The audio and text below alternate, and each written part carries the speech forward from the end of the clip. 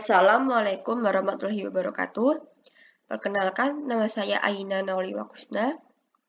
Di sini saya akan mempresentasikan makalah hukum dan pandangan ulama tentang penggunaan KB di masyarakat.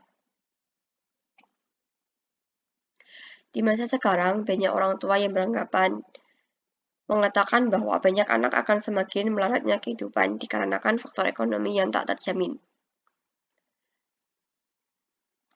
Berdasarkan Quran Surat An-Nisa ayat 9, dapat dipahami bahwa tujuan dari perkawinan adalah untuk mendapatkan keturunan. Dengan adanya keturunan, menopang kelangsungan jenis manusia.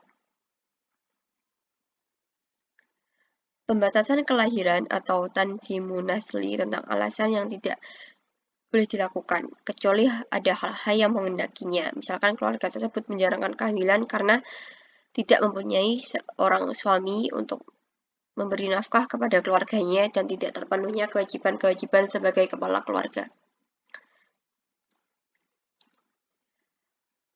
Dilansir dalam Tribun Jogja, Bupati Bantul menggalakkan KB dengan sasarannya adalah para remaja dan yang sedang merencanakan pernikahan. KB tak hanya berperan sebagai program batasan anak, tetapi juga mengatur kelahiran dan pengendalian penduduk. KB sendiri adalah suatu bentuk yang dituntut oleh syar'ah, baik dalam bentuk mengatur kelahiran atau memperbanyak kelahiran, tergantung pada situasi dan kondisi. Dengan memakai KB, pasangan suami istri lebih bisa mengontrol kehamilan. Program KB terbilang efektif dan berhasil dalam mengontrol kehamilan. Islam memang tidak secara terang menjarakan masalah KB, tetapi Islam juga memperbolehkan untuk melakukan KB. Tujuan KB yang pertama, upaya penurunan tingkat pertumbuhan penduduk. Kedua, menciptakan suatu norma ke tengah-tengah masyarakat agar timbul kecenderungan untuk menyukai keluarga kecil dengan moto 2 anak lebih baik, 3 orang stop, lelaki perempuan sama saja.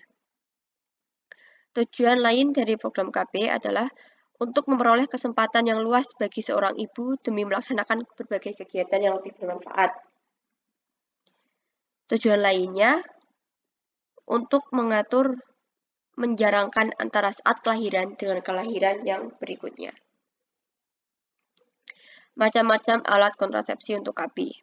Ada pil KB, suntikan, susu KB, alat kontrasepsi dalam rahim, sentrilisasi yang terdiri dari vaksektomi atau tubektomi, dan alat kontrasepsi lain seperti kondom, diafragma, 10 tabel vaginal. Ada juga cara pencegahan kehamilan yang dilarang oleh syar'ah, yaitu dengan cara merubah atau merusak organ tubuh yang bersangkutan, seperti pengguguran kandungan atau biasa disebut aborsi, ligasi tuba, yaitu mengikat saluran kantong ovum. Hukum dalam melakukan KB. Hukum dalam melakukan KB dijelaskan dalam sebuah hadis, yaitu hukum asal sesuatu adalah boleh hingga ada dalil yang menunjukkan keharamannya. Pandangan ulama tentang KB.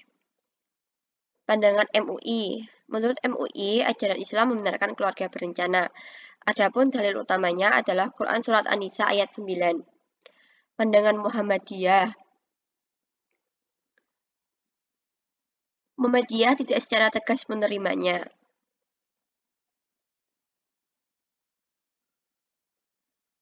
Islam menganjurkan agar kehidupan anak-anak jangan sampai telantar sehingga menjadi tanggungan orang lain. Ayat tersebut juga mengingatkan agar orang tua selalu memikirkan kesejahteraan jasmani dan rohani anaknya. Ayat yang dimaksud adalah Quran Surat An-Nisa ayat 9. Ulama yang memperbolehkan KB. Ada Imam Al-Ghazali, Syekh Al-Hariri, Syekh Mahmud Syalhut, Syahid Sabik. Dan ada ulama yang melarang, yaitu Profesor Dr. M.S. Madkour, dan Ibnu Qudamah, Ibnu Hazm, dan Abu A'la al-Maududi.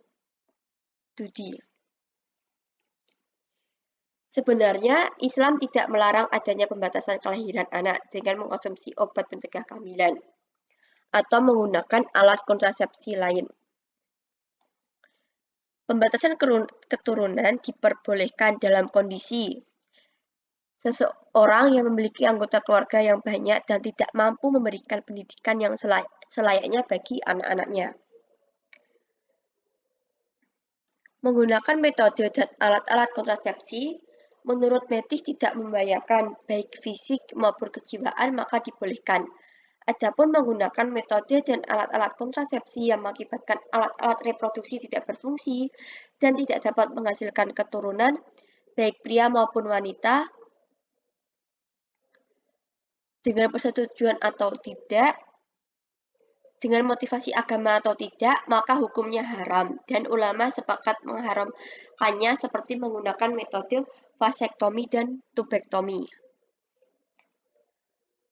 Sekian presentasi yang dapat saya sampaikan. Ada salahnya mohon maaf. Wassalamualaikum warahmatullahi wabarakatuh.